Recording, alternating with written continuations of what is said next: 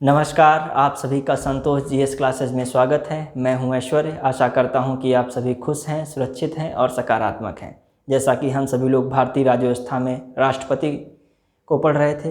राष्ट्रपति में हम लोगों ने राष्ट्रपति के निर्वाचन तक हम लोगों ने पढ़ लिया था। आज उसको हम आगे देखते हैं। राष्ट्रपति पर महाभियोग ये देखेंगे और उसके बाद राष्ट्रपति की शक्तियाँ हैं उस पर चर्चा की जाएगी। तो देखते हैं राष्ट्रपति पर महाभियोग। इम्पीचमेंट, राष्ट्रपति पर महाभियोग।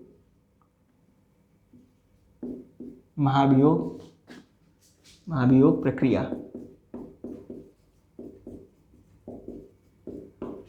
जो राष्ट्रपति पर जब महाभियोग लगता है तो उसके 14 दिन पहले राष्ट्रपति को सूचना दी जाती है, लिखित सूचना होती है। उन्हीं 14 दिनों में जो है सदन में एक प्रस्ताव रखा जाता है जिसे उस सदन के कुल सदस्यों की 1/4 संख्या से उस प्रस्ताव पर हस्ताक्षर किए जाते हैं। हस्ताक्षर के उपरांत जिस सदन में हो, चाहे लोकसभा में हो चाहे राज्यसभा में, उस सदन से 2/3 बहुमत से उसको पारित किया जाता है। लेकिन ये 2/3 बहुमत किसका? कुल सदस्य संख्या का। जिस सदन में ये प्रस्तुत किया गया है, 1/4 सदस्यों ने हस्ताक्षर किया है, उसी प्रस्ताव को 2/3 बहुमत से पारित किया जाता है। पारित होने के बाद यह दूसरे सदन में पहुंचता है। दूसरा सदन भी लोकसभा भी हो सकता है, राज्यसभा। यदि मान लीजिए पहला राज्यसभा था तो दूसरा लोकसभा होगा, तो लोकसभा में ये सदन आ जाता है। ये प्रस्ताव लोकसभा या दूसरे सदन में आ जाता है। वहाँ पर क्या होता है? वहाँ पर वो सदन जांच सदन के रूप में कार्य करता है। वहाँ पर एक जांच समिति होती है जिसका प्रमुख CJI रहता है, मतलब भारत का मुख्य न्यायाधीश रहता है। अब वह जांच समिति पूरी जानकारी जुटाती है, वो सत्य पाती है। यदि राष्ट्रपति पे कदाचार लगा है, महाभियोग लगता कब है? जब संविधान का अतिक्रमण करने पर या नैतिक कदाचार की स्थितियां प्रकट होती हैं, तब उस आधार पर लगाया जाता है। तो जो राष्ट्रपति द्वारा ये चीज़ सही पाई जाती हैं तो उसको आगे बढ़ा दिया जाता है। मतलब जो जांच समिति द्वारा ये चीज़ क्लियर हो गई तो उसको क्या किया? आगे बढ़ाया गया। अब जिस सदन में ये पारित होकर पहुंचा था, जो मतलब जांच सदन था, जिसमें जांच समिति ने इसको प्रस्ताव को आगे बढ़ा दिया अपनी जांच करके, अब उसको उस सदन को या उस सदन के 2/3 सदस्यों के बहुमत द्वारा उस प्रस्ताव को यदि पास कर दिया जाता है तो वही उसी समय से ही राष्ट्रपति को अपदस्थ माना जाएगा। मतलब राष्ट्रपति अब पद पे नहीं रह गया। तो देखते हैं कैसे हम इसको समझ सकते हैं। देखा जाए तो क्या हुआ, जो सदन का हेड क्या करता है? 14 दिन पहले लिखित सूचना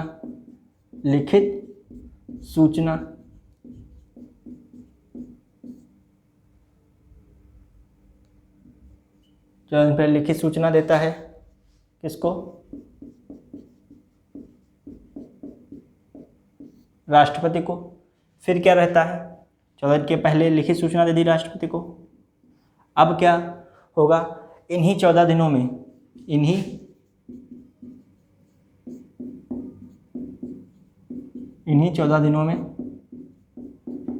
क्या जो है सदन में उस प्रस्ताव पर कुल सदस्य संख्या का 1/4, कुल सदस्य संख्या का 1/4 सदस्यों का हस्ताक्षर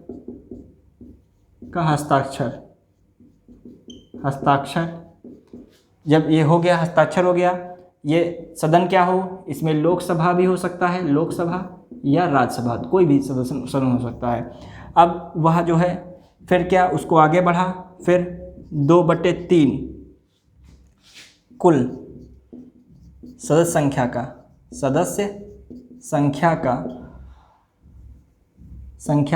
2/3, समझिए, कुल सदस्य संख्या का 2/3 बहुमत से पारित हो जाता है। ये जो उस सदन में सदस्य लोग हैं 2/3, मतलब जैसे मान लीजिए 100 सदस्य होते हैं, मान लीजिए कि 200 सदस्य हैं या 100 सदस्य, मान लीजिए 100 सदस्य हैं तो 100, इसका 2/3 कितना होता है? 66।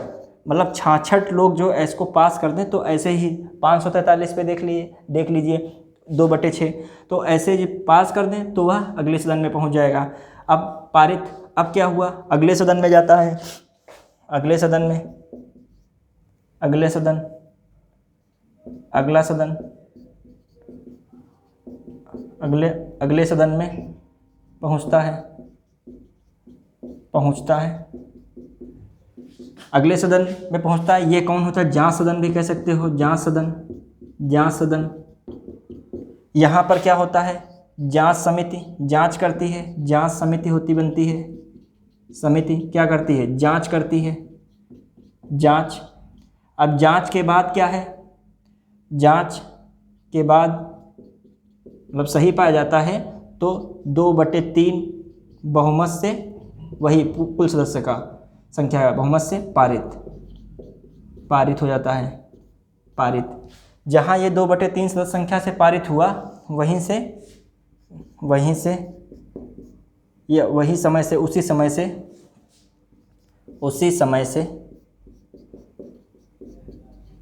समय से राष्ट्रपति अपदस्थ हो जाता है, मतलब पद पे नहीं रह जाता है, अपदस्थ हो जाता है। अब देखिए, जो राष्ट्रपति है, जांच समिति के आगे राष्ट्रपति को अपनी सफाई देने का अधिकार होता है। तो ये जो पूरी प्रक्रिया है, यह प्रक्रिया जो है, जो यह प्रक्रिया कह सकते हैं, ये कैसी है? अर्ध न्यायिक प्रक्रिया है, अर्ध न्यायिक, क्वासी जुडिशरी है, क्वासी जुडिशरी, अर्ध न्यायिक प्रक्रिया है। कैसी है? अर्ध न्यायिक प्रक्रिया है। यार पूछा था है, जो महाभियोग की प्रक्रिया कैसी है? अर्ध न्यायिक प्रक्रिया है। जो महाभियोग की प्रक्रिया ली कहाँ से गई है? ये आयरलैंड से ली गई है, आयरलैंड से ली गई है। राष्ट्रपति पर महाभियोग, ये नहीं, निर्वाचन की आयरलैंड से ली गई, यूएसए से ली गई है, यूएसए, वहाँ से ली गई महाभियोग की प्रक्रिया। तो इस प्रकार राष्ट्रपति हट जाता है। प्रश्न कैसे आता है? राष्ट्रपति को हटाने के लिए जो भी महाभियोग लाया जाता है, उस पर कितने सदस्यों के हस्ताक्षर होने चाहिए उस प्रस्ताव पर? तो कितने लोगों के? 1/4 के जो है, कितने सदस्यों द्वारा, कुल सदस्य संख्या द्वारा उसको पारित होना आवश्यक होता है? 2/4 सदस्यों द्वारा, 2/3 बहुमत से पारित होना आवश्यक है। जो अगला सदन से किस प्रकार संबंधित होता है जब प्रस्तुत हो? जांच सदन होता है। जांच सदन में जो है, ये इसमें कौन होता है? सीजीआई होता है, जांच समिति में सीजीआई के अंडर में होती है। तो इस प्रकार हमने देखा, इससे बातें आती हैं। ये जो प्रक्रिया समझे होंगे तो जो प्रश्न आएगा आप जरूर उसको कर लेंगे, कितना भी घुमाएं। तो अब हम आगे देखते हैं। हाँ, जो लोग स्क्रीनशॉट लेना चाहें ले सकते हैं। तो हम यहाँ से दिख रहा होगा,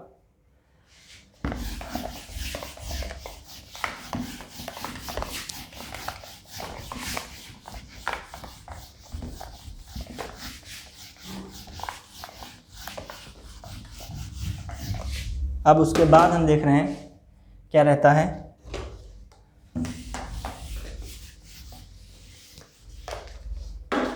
प्रश्न राष्ट्रपति से पूछे जरूर जाते हैं, तो इस पे देखिएगा, राष्ट्रपति की शक्तियाँ, राष्ट्रपति की शक्तियाँ जैसे क्या हैं देखते हैं। पहले राष्ट्रपति शक्ति में कार्यपालिका शक्ति है, इससे जरूर प्रश्न आते हैं कार्य शक्तियों से मतलब, तो इसमें हमें देखना पड़ेगा कार्यपालिका शक्ति। विधायी शक्ति भी है, विधायी शक्ति है, विधायी शक्ति हो गई। फिर जो है देखते हैं वित्तीय शक्ति है, वित्तीय शक्ति है। क्षमादान करने की शक्ति है, क्षमादान की शक्ति है। सैनिक शक्ति है, सैनिक शक्ति, सैनिक शक्ति पढ़ेंगे। और वह कूटनीतिक शक्ति भी है, सैनिक है, कूटनीतिक है, कूटनीतिक शक्ति है, कूटनीतिक शक्ति। इस प्रकार की जो हम शक्तियाँ देखेंगे, आपातकालीन शक्ति है, आपातकालीन शक्ति है। तो देखें जो हम ये जो 3 से 4 शक्तियाँ हैं, जो ये 4 शक्तियाँ, ये राज्यपाल में भी हम आ जाएं। अच्छा, राज्यपाल को थोड़ा पढ़ने से पहले हम एक चीज़ बता रहे हैं, जैसे विधायिका जब पढ़ा था, विधायिका, विधायिका, विधायिका, विधायिका देखा था, तो उसमें हमने संसद बताया था, संसद, और जो है विधानमंडल होता है, केंद्र, इसको ऐसे कह सकते हो, केंद्र में, केंद्र में संसद, और यहाँ विधानमंडल, विधानमंडल राज्य में। तो जो संसद है वो किससे मिलते बनती है, किससे मिलके? राष्ट्रपति, राष्ट्रपति, लोकसभा, लोकसभा, राज्यसभा, राज्यसभा। और विधानमंडल किससे मिलके बनता है? राज्यपाल, राज्यपाल, विधानसभा, विधानसभा, और विधान परिषद। विधान परिषद हर जगह नहीं है, विधान परिषद, परिषद। देखिए, जो संसद का कार्य है केंद्र में, लगभग वही कार्य विधानमंडल में राज्य का है। जो कार्य राष्ट्रपति का जो है संसद मतलब केंद्र में है, वही कार्य लगभग राज्यपाल का राज्य में है। जो कार्य लोकसभा का है, लोकप्रिय सभा है, निम्न सदन है, वैसे ही जो है लोकप्रिय सभा है, निम्न सदन है, निर्वाचित होकर डायरेक्ट इसमें भी लोग पहुंचते हैं, निर्वाचित होकर इसमें पहुंचते हैं। वही जो कार्य अप्रत्यक्ष प्रतिनिधि द्वारा इसमें चुनाव होता है, इसमें भी अप्रत्यक्ष प्रणाली द्वारा, इसमें भी विधान परिषद में भी वही है। जो कार्य लगभग राज्यसभा का है, वैसे ही विधान परिषद का भी है। तो एक प्रकार से देखते हैं, लेकिन जो है विधान परिषद हर जगह नहीं है, हर राज्यों में नहीं है। वर्तमान में कितने में है? वर्तमान में अब तो फिर 6 में हो गई, 7 में हो गई थी, जम्मू कश्मीर फिर का हट गया है तो 6 में हो गई, वर्तमान में 6 में। अब देखते हैं क्या है। हालांकि पश्चिम बंगाल विधान परिषद की मांग कर रहा है कि हमारे में विधान परिषद लाई जाए। अब देखते हैं कार्यपालिका। अब इसी आधार पर देखा जाए, ये जो चारों शक्तियां हैं, ये राष्ट्रपति, राष्ट्रपति व राज्यपाल, राज्यपाल, गवर्नर, ये जो हैं ये शक्तियां केवल राष्ट्रपति के पास हैं, केवल राष्ट्रपति के पास हैं। अब देखते हैं कि कैसे क्या। पहले हम कार्यपालिका, सबको एक एक शक्ति को बहुत अच्छे से देखना है, इसीलिए राष्ट्रपति थोड़ा चैप्टर बड़ा हो जाता है, लेकिन हमको कोई भी चीज़ स्किप नहीं करनी है, विधिवत तैयारी करनी है। जो भी कोई भी प्रश्न आए इससे बाहर फंसे ही ना, मतलब इसी में जरूर आ जाए, इसी से फंस जाए, इससे बाहर ना आए, मतलब कोई भी क्वेश्चन आए। जो भी आपको प्रश्न पत्र में, चाहे जटिल प्रश्न पत्र हो चाहे इजी हो, तो आपको राष्ट्रपति से क्वेश्चन रखे हों तो आपको जरूर उससे मिले, उसमें प्रश्न पत्र में यहाँ से क्वेश्चन। इस तरीके से आपको पढ़ना है। आप स्क्रीनशॉट लेना चाहे ले सकते हैं।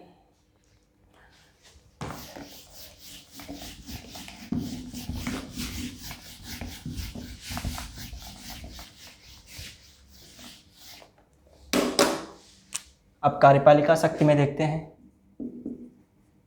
कार्यपालिका शक्ति, कार्यपालिका शक्ति में क्या है? देखिए, राष्ट्रपति के पास इसमें क्या है? राष्ट्रपति इसमें क्या करता है? नियुक्ति करता है, ये भी कार्यपालिका शक्ति में आता है। भाई नियुक्त करेगा तभी वो कानून को लागू करने में सहायक साबित होंगे, वो संस्थाएं काम करेंगी, जो है कानून को कैसे आगे बढ़ाना है, जो बनाया गया उस पर कार्य किया जाएगा। तो एक कार्यपालिका में नियुक्ति की बहुत अहम भूमिका है, अपॉइंटमेंट। फिर रिमूव, हटाना, हटाना, ये भी इसके पास शक्ति है। फिर क्या है? संस्थाओं का निर्माण, संस्थाओं का गठन, फॉर्मेशन ऑफ इंस्टीट्यूशन का गठन, ये है। ये कार्यपालिका को क्या कहते हैं? एग्जीक्यूटिव है,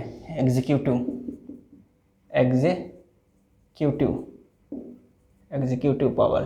ठीक, तो अब हम देखते हैं नियुक्त में किन किन की नियुक्त करता है, क्योंकि क्वेश्चन इनसे भी बहुत कन्फ्यूजन क्रिएट करते हैं। तो देखते हैं नियुक्त में, ऐसे हम समझ रहे हैं, ऐसे देखते हैं नियुक्ति में। तो एक तो प्रधानमंत्री की नियुक्ति करता है। नियुक्ति में हम देख रहे हैं नियुक्ति, ये क्या है? नियुक्त है, या ऐसे कह रहे हैं नियुक्त है, ये अपॉइंटमेंट कर रहे हैं। प्रधानमंत्री की नियुक्ति करते हैं। अब प्रधानमंत्री को नियुक्त किया। अब पहले नियुक्त की बात करते हैं, फिर हटाने की प्रक्रिया देखते हैं। फिर देखते हैं किसकी नियुक्ति करते हैं? मंत्रिपरिषद की नियुक्ति करते हैं। मंत्रिपरिषद की भी नियुक्ति करते हैं। मतलब मंत्रिपरिषद की नियुक्ति तो कैसे करते हैं? प्रधानमंत्री की सलाह पर मंत्रिपरिषद की नियुक्ति की जाती है, जो भी मिनिस्टर बनते हैं, लेकिन नियुक्त राष्ट्रपति ही करता है। राष्ट्रपति द्वारा नियुक्त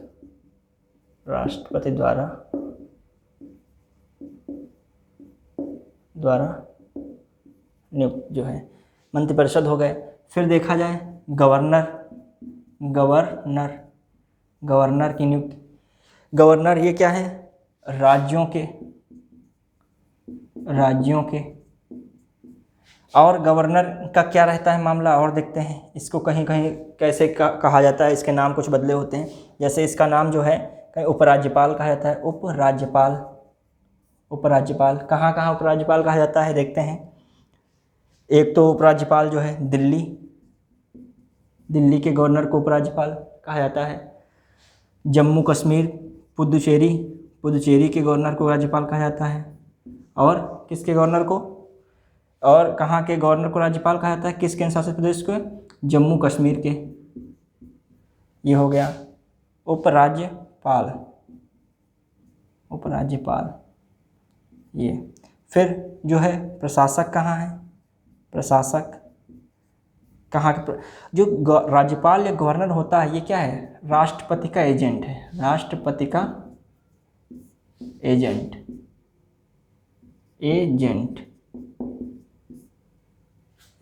क्या है? एजेंट है। अब देखते हैं, अब इसके बाद जो है प्रशासक हो गया। प्रशासक कहाँ है? दमन एंड दीव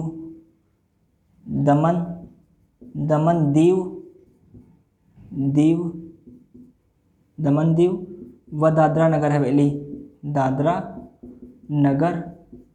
हवेली और लक्षद्वीप। अच्छा, एक यहाँ पर और अंडमान निकोबार भी कर लीजिए। अंडमान एंड निकोबार ये भी हो गया। अब जो है मुख्य आयुक्त किसे कहा जाता है? कहाँ? मुख्य आयुक्त में देखेंगे कौन है? चंडीगढ़। अब देखते हैं आगे। तो इनकी नियुक्ति कर रहा है, इनकी नियुक्ति राष्ट्रपति कर रहा है। और कौन है? किसकी नियुक्ति करता है राष्ट्रपति? कैग की नियुक्ति करता है। कैग से पहले हम अटॉर्नी जनरल देखेंगे, महान्यायवादी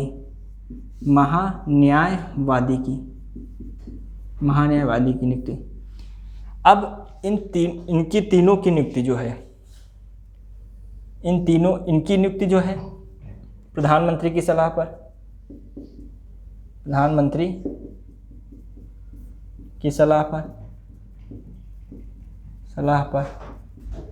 ठीक। अब ये क्या है? प्रधानमंत्री किसे? बहुमत दल के नेता के रूप में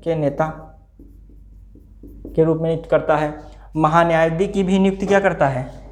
इन दोनों की नियुक्ति जो है, इन दोनों की नियुक्ति जो है किसकी सलाह पर? नियुक्ति जो कर रहा है राष्ट्रपति, किसकी सलाह पर? जो है मंत्रिपरिषद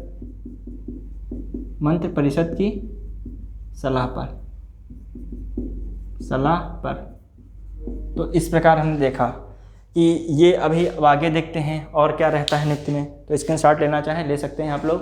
तो इस प्रकार हमने देखा कि प्रधानमंत्री हो गए, मंत्रिपरिषद हो गया, और मंत्रिपरिषद में कौन कौन? तीनों मंत्री आ जाते हैं। जो हमने बताए थे। कैबिनेट स्वतंत्र प्रभार और राज्य कैबिनेट मंत्री उसके सहयोग में राज्य मंत्री होता है, फिर स्वतंत्र प्रभार मंत्री। गवर्नर ये हमने बता दिया, ये भी कन्फ्यूजन दूर कर दिया। महान्यायवादी ये। अब आगे देखते हैं, ये लगभग तीनों जो हैं, ये तीनों इनमें पीएम का हाथ है, मतलब गवर्नमेंट का हाथ है। गवर्नमेंट ही चाहेगी उसको नियुक्त करेगी। और हटाना कैसे है, हटाते भी हैं इन्हीं की सलाह पर, मतलब पीएम जो है मंत्रिपरिषद है, पीएम की सलाह पर जिसको होना होगा राष्ट्रपति उसको हटा सकता है, मतलब लेकिन इनका ही हाथ है, पीएम का ही, उसमें भी इनको भी हटाना। इसी तरीके से महान्यायवादी भी हटाने की प्रक्रिया, यहाँ से हटाने की प्रक्रिया।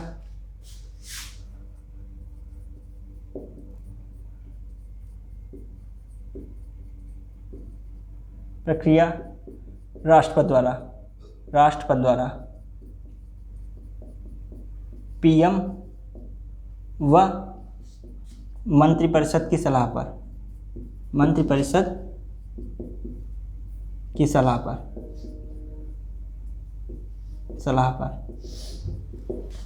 अब देखते हैं आगे, इसको देख लीजिए आप। कहने का मतलब हटाएंगे इसको, पीएम की सलाह पे वो हटाएगा, मिनिस्टर हटाया जाएगा, कोई नया लाया जाएगा।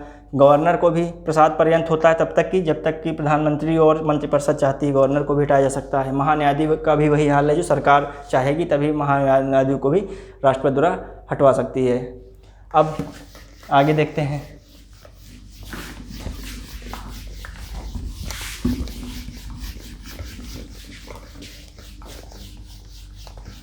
अब क्या रहता है, कुछ और अभी हैं, जैसे और देखते हैं, राष्ट्रपति द्वारा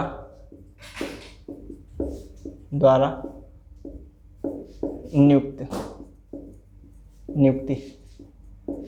राष्ट्रपति द्वारा नियुक्ति क्या है, फिर से यहाँ पर कौन है, फिर जो CAG controller and auditor general, जो नियंत्रक एवं महालेखा परीक्षक, नियंत्रक एवं महालेखा परीक्षक, इसकी भी नियुक्ति राष्ट्रपति करता है। और फिर जो है इसके बाद कौन आता है, इसके बाद देखते हैं जो मुख्य निर्वाचन आयुक्त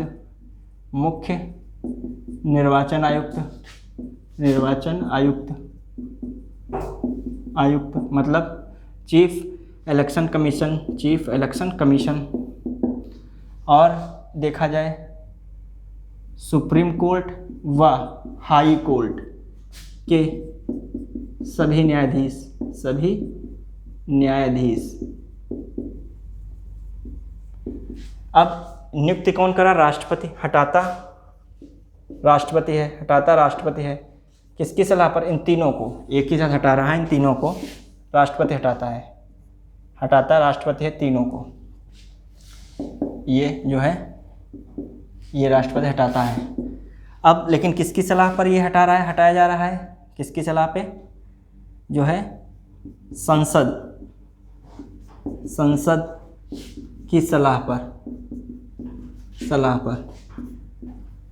अब हटाना थोड़ा सा मुश्किल हो जाता है, संसद की सलाह पर ये तीनों को हटाया जाएगा। अब ये थोड़ा मुश्किल है, मंत्रिपरिषद है, प्रधानमंत्री है, तो जिसकी सरकार है जब चाहे हटाएगा, जब चाहेगा करेगा।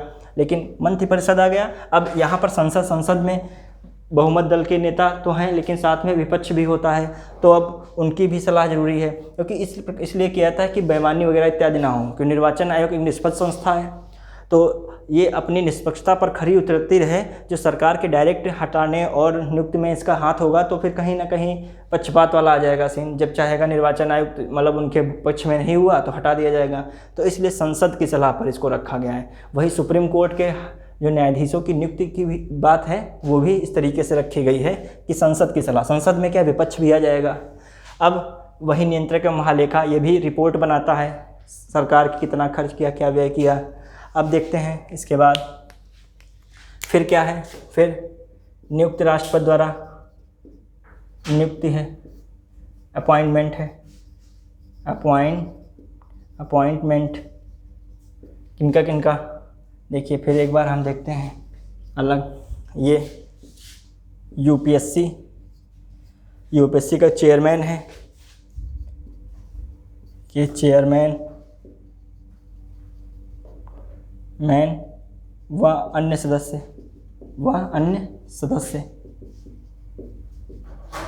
ठीक। इनके चेयरमैन की सैलरी कितनी होती है? 2,25,000। जो सदस्य हैं उनकी 2 लाख सैलरी है यूपीएससी के सदस्यों की। अब ये भी नियुक्त राष्ट्रपति द्वारा किए जा रहे हैं। Joint commission, joint public service commission, लोक सेवा आयोग लिखे दे रहे हैं, लोक सेवा आयोग ये है। और जेपीसी ज्वाइंट, ये पहले पंजाब हरियाणा में होता था, पंजाब हरियाणा के लिए बना था, लेकिन अब वो क्या है, ख़त्म किया जा चुका है, इसको समाप्त किया जा चुका है, तो अब ये नहीं है, तो ये नहीं है। पहले इसकी नियुक्ति इन्हीं राष्ट्रपति द्वारा होती थी।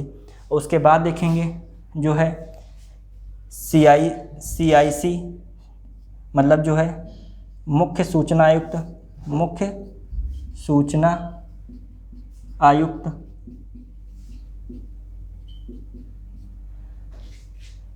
ठीक। तो ये हो गया, या मुख्य सूचना आयुक्त व जो है इसको कह सकते हो सेंट्रल इंफॉर्मेशन, ये तो है CIC, चीफ इंफॉर्मेशन कमिश्नर हैं ये। और ये जो इसका फुल फॉर्म है ये क्या है, ये इसी में सूचना आयुक्त व अन्य सदस्य, ये है central information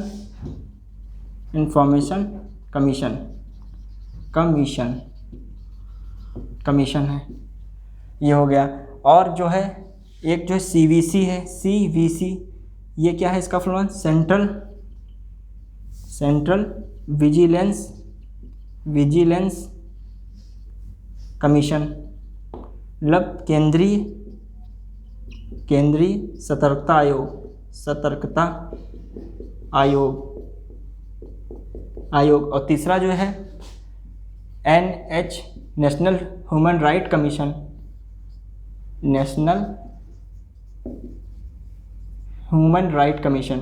human right commission, मतलब केंद्रीय राष्ट्रीय मानवाधिकार आयोग जो है, कह सकते हैं, दिखाई पड़ रहा होगा वहाँ से। तो इनकी भी नियुक्ति जो है क्या, इनके चेयरमैन हैं, सदस्य हैं, चेयरमैन व सदस्य, इनके भी चेयरमैन सदस्य। जो ये नियुक्ति कौन रहे, राष्ट्रपति। हटाता कैसे है, हटाता राष्ट्रपति किसमें, अब इसमें भी न संसद की सलाह रहेगी न मंत्रिपरिषद की सलाह रहेगी, इसमें किसकी सलाह करेंगे, सुप्रीम कोर्ट की सलाह पर इन्हें हटाया जाता है, इन्हें राष्ट्रपति द्वारा हटाया जाता है, राष्ट्रपति द्वारा हटाया जाता है। ये बहुत इंपॉर्टेंट है। अब आप कंफ्यूज नहीं होंगे, कभी कभी आता है, खिचड़ी हो जाता है, मंत्रिपरिषद की सलाह पर इनमें से किसे राष्ट्रपति हटाता है, तो इसमें दे देगा यूपीएससी का आयोग दे देगा, ये दे देगा यहाँ से केंद्रीय सतर्कता आयोग दे देगा, फिर ऊपर न्यायाधीशों की नियुक्ति, और जो है न्यायाधीशों की नियुक्ति ये अधिकार दे देगा, फिर दे दिया कि गवर्नर, तो गवर्नर को मंत्रिपरिषद की सलाह से हटा सकता है, लेकिन इनको जो है राष्ट्रपति द्वारा, सबकी अलग अलग सलाह की इंपॉर्टेंस है इसमें। राष्ट्रपति किसकी सलाह से, सुप्रीम कोर्ट से, और भी पेचीदा होता है इनको हटाना, क्योंकि बहुत इंपॉर्टेंट पद है। यूपीएससी की जो बेईमानी होने लगेगी कि पूरा अधिकार सरकार को दे दिया जाए, सरकार को पूरा अधिकार जो इन सूचना आयोग में दे दिया जाए, तो इसमें भी कहीं ना कहीं बेईमानी होने लगेगी। और यही केंद्रीय सतर्कता आयोग में भी विश्वसनीयता बनी रहे, लोकतंत्र एक अच्छा लोकतंत्र के रूप में कार्य करता रहे, देश एक स्वस्थ लोकतंत्र में आए, माना जाए एक अच्छा लोकतंत्र में देश की गिनती एक अच्छे लोकतांत्रिक देश में। तो इस प्रकार देखा जाए, विश्व मानवाधिकार दिवस, भारतीय मानवाधिकार जो है, राष्ट्रीय मानवाधिकार आयोग जो है, ये भी इसी के अंतर्गत रखा गया है। सुप्रीम कोर्ट की सलाह पर राष्ट्रपति द्वारा इसके चेयरमैन और सदस्य हटाए जाएंगे। तो इस प्रकार अब देखा जाए क्या है, बस इसके बाद हम देखते हैं, ये हमने देख लिया।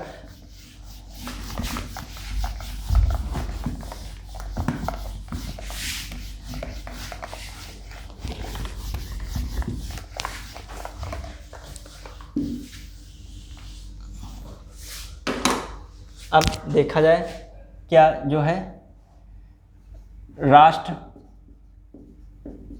द्वारा संस्थाओं का गठन, संस्थाओं का गठन कौन से हैं करते हैं? जैसे वित्त आयोग का गठन राष्ट्रपति करता है, वित्त आयोग, फाइनेंस कमीशन, फिर एससी कमीशन की, मतलब शेड्यूल कास्ट कमीशन, फिर एसटी, ये भी शेड्यूल ट्राइब कास्ट कमीशन की नियुक्ति जो इसका आयोग का गठन करता है, आयोग है ये। फिर ओबीसी, इसको भी संवैधानिक मान्यता मिल चुकी है, तो ओबीसी आयोग का भी गठन जो है। फिर उसके बाद जो देखा जाए माइनॉरिटी मतलब अल्पसंख्यक आयोग,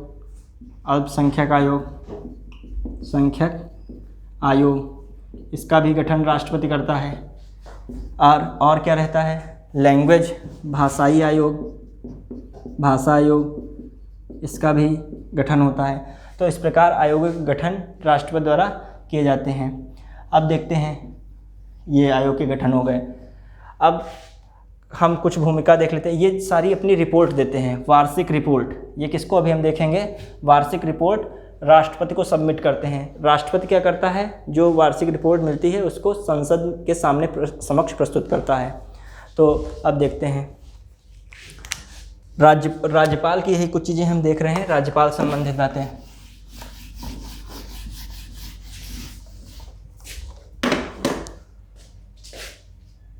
इसी में हम राज्यपाल से भी देखे ले रहे हैं। राज्यपाल द्वारा नियुक्त क्या है, किसे किया जा रहा है? तो एक तो है प्रधानमंत्री, मुख्यमंत्री, क्योंकि राज्य का है, मुख्यमंत्री की नियुक्ति करता है, मुख्यमंत्री की।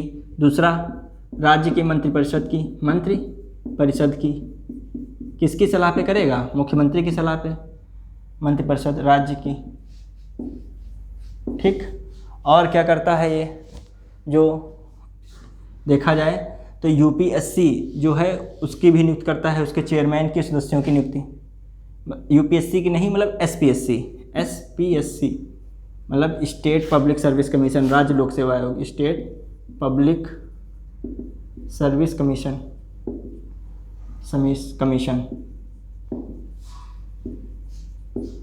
के सदस्यों की नियुक्ति, के चेयरमैन और सदस्यों की नियुक्ति और सदस्यों। अब देखते हैं इसके बाद जो क्या है, जो SHRC मतलब स्टेट ह्यूमन राइट कमीशन। देखिए इसकी नियुक्ति तो किसकी सलाह पर? सीएम की सलाह पर करता है। और इसकी नियुक्ति क्या होती है? नियुक्त राष्ट्रपति कर रहा है, ठीक, राज्यपाल करता है। और इसकी भी नियुक्ति कौन कर रहा है? राज्यपाल। लेकिन जो हटाता है, हटाने में क्या? इन दोनों को हटाने में राष्ट्रपति की सलाह आवश्यक है। राष्ट्रपति की हटाया जाता है तो राष्ट्रपति की सलाह से हटाने में राष्ट्रपति की सलाह आवश्यक है, ठीक। तो इन दोनों की, क्योंकि ऐसे तो मतलब फिर राज्य बेईमानी कर सकती है। राज्यपाल मुख्यमंत्री का समझिए मतलब कार्य करता है, उसी के अनुरूप थोड़ा बहुत क्या उसी के अनुरूप कार्य ही करता है। मुख्यमंत्री के पास प्रमुख पावर होती है, राज्य की कार्यपालिका की प्रमुख शक्ति, प्रधान शक्ति मुख्यमंत्री के हाथ में होती है। जब चाहे यूपीएससी राज्य लोक सेवा आयोग के अध्यक्ष की नियुक्ति करे, जब उसके अनुरूप कार्य ना हो तो उसे हटा दें। लेकिन ऐसा नहीं, उसके लिए राष्ट्रपति की सलाह जरूरी है, तो एक जटिल प्रक्रिया हो जाती है। तो जो एक बार इसकी जो नियुक्त हो जाता है जल्दी वह नहीं हटता है, इसका चेयरमैन जो भी बन जाता है, या फिर वो रिटायर होगा तभी हटेगा, 65 साल हो जाएगा, या फिर जो है अपने आप इस्तीफा देगा। तो इस प्रकार हो गया मुख्यमंत्री। ये देखना चाहें देख लीजिए। अब स्क्रीनशॉट लेना चाहें, राज्यपाल द्वारा गठन संस्थाओं का किनका? वही संस्थाएं हैं। कौन सी? वही आ जाएंगी राज्य वित्त आयोग।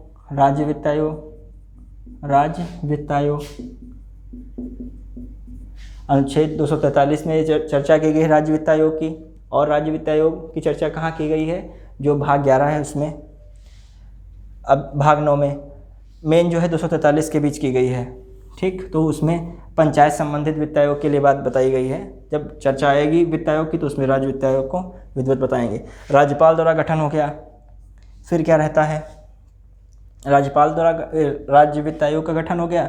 फिर एससी आयोग, एसटी आयोग, ओबीसी आयोग, माइनॉरिटी आयोग, वो सभी राज्य के हैं। ये माइनॉरिटी, ये सभी राज्य के भी आयोग होते हैं। राज्य स्टेट के हैं, स्टेट एससी आयोग है, ये हैं। स्टेट का ओबीसी आयोग है, स्टेट का माइनॉरिटी आयोग है। लैंग्वेज है, लैंग्वेज कमीशन है। तो इस प्रकार की चीज़ें हमने देखी, उनका गठन राज्यपाल द्वारा किया जाता है। तो ये चीज़ें हम लोगों ने देख ली। अब जो देखा जाए,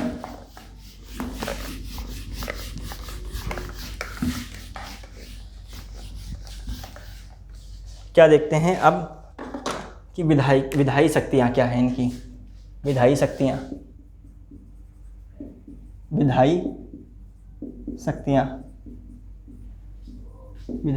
क्या हैं, राष्ट्रपति की देख रहे हैं विधायी शक्तियाँ। राज्यपाल की भी लेते चलेंगे, मेन राष्ट्रपति की हम देख रहे हैं।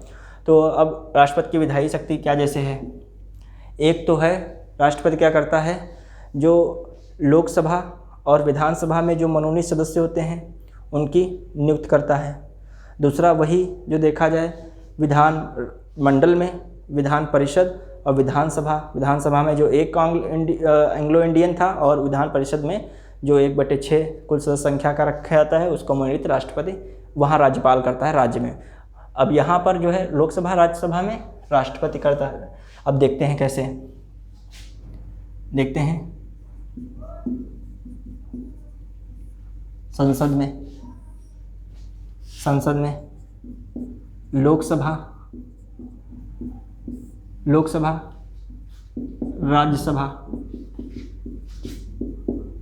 राज्यसभा में, लोकसभा में कितने, 2 सदस्यों मनोनीत करता है। ये क्या है, बता सकते हैं हम, मनोनीत की शक्ति 2 को करता है, 2 सदस्यों को। यहाँ पर 12 सदस्यों को मनोनीत करता है, 12 सदस्यों को। जो यहाँ पर 2 सदस्यों के मनोनीत करता है वो किस आर्टिकल में आता है, अनुच्छेद 331 में। यहाँ पर इनकी अनुच्छेद 80 के तहत करता है। 12 सदस्यों को मनोनीत किस आधार पर करता है, 4 क्षेत्रों के आधार पे। पहले समाज सेवा, दूसरा क्या है, विज्ञान, कला, साहित्य, ये हो गया। अब इस प्रकार हमने देखा मनोनीत जो है इसमें। अब जो है ये जो है 104 कॉन्स्टिट्यूशन अमेंडमेंट 2019 में हुआ था। 2019 में मनोनयन समाप्त कर दिया गया। मनोनयन आंग्ल भारतीय मनोनयन समाप्त किया गया, समाप्त। अब जो है 2 सदस्यों को जो आंग्ल भारतीय सदस्य नियुक्त किए जाएंगे। आंग्ल भारतीय इनकी अब नियुक्ति नहीं होगी, पहले क्या होता था 2019 तक इनकी नियुक्ति होती थी, तो 2 सदस्यों की अब नियुक्ति नहीं होगी। वही विधान परिषद में भी जो विधानसभा में भी जो एक आंग्ल रखा जाता है, अब वही जो है देखें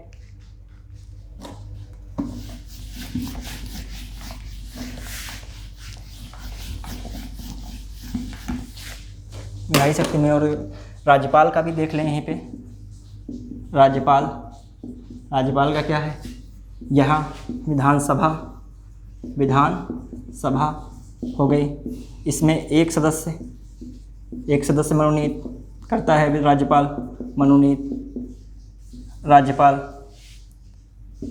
राज्यपाल आंग्ल भारतीय होगा, वो एक सदस्य कौन होगा, आंग्ल भारतीय। ठीक, ये किस आर्टिकल में है, 333 में। अब ये भी समाप्त हो गया है। ठीक, और यहाँ पर जो है विधानसभा सदस्यों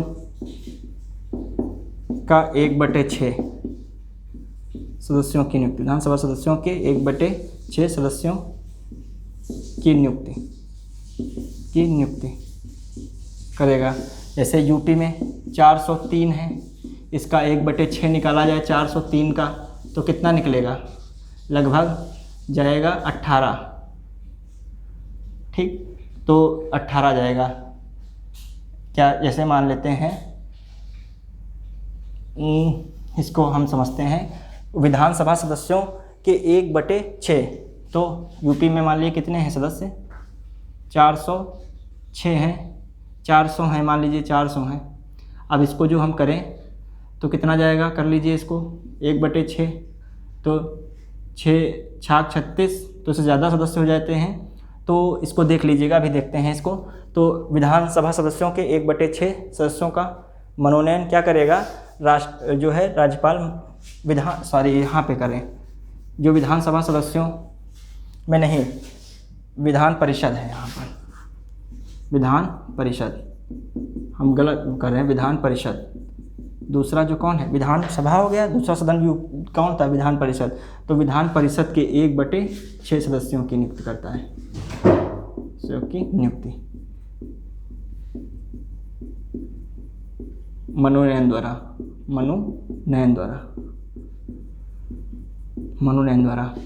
क्योंकि मान लीजिए यूपी में कितने हैं, 100 है विधानसभा परिषद सीटें, तो इसका 1/6 कितना होगा, मतलब 18। क्योंकि इसमें क्या करेगा, इसमें मनोनीत तो करेगा नहीं, कि इसमें तो सब निर्वाचित होकर आते हैं, मतलब जनता द्वारा सीधे प्रत्यक्ष रूप से चुन के आते हैं।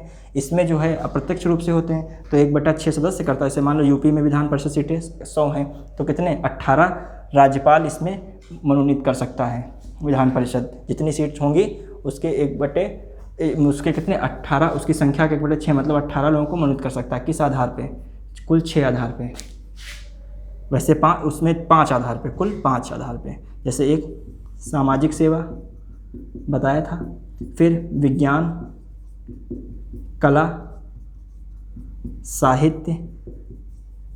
साहित्य और एक और जोड़ते सहकारिता। ये इम्पॉर्टेंट है। इसमें 5 क्षेत्र होते हैं। राष्ट्रपति जब मनोनीत करता है राज्यसभा के 12 सदस्यों की, तो उसमें 4 क्षेत्र होते हैं। तो इस प्रकार हमने राज्यपाल की एक विधायकी शक्ति देखी, मनोनयन वाली, मनोनयन की विधायकी शक्ति हम लोगों ने देखी, मनोनयन की शक्ति। आगे हम देखेंगे अन्य शक्तियाँ जो हैं इसके विधायकी शक्ति से संबंधित हैं। बहुत सारी शक्तियाँ आती है, अध्यादेश की शक्ति है, वीटो पावर की शक्ति है, सत्र की शक्ति है, बहुत सारी शक्तियाँ हैं इसमें विधायकी में देखी जाएंगी। आज हम इतना ही रखते हैं। धन्यवाद, जय हिंद।